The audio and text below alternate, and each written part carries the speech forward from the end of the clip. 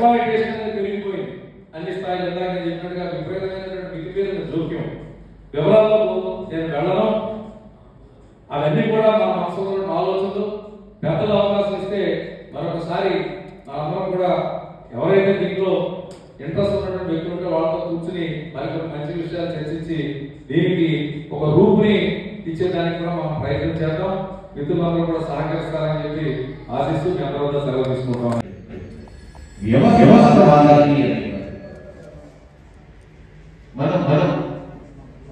మనిషి కాదుగా మొదలైంది సభాసభాలున్నాయి. కానీ ఆ ఆలోచనలకు సరైనటువంటి వేదిక కావాలి.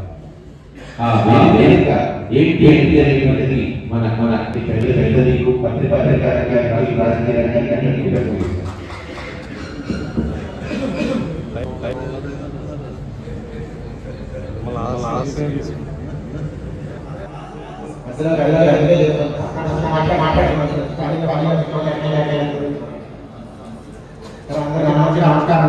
Gracias.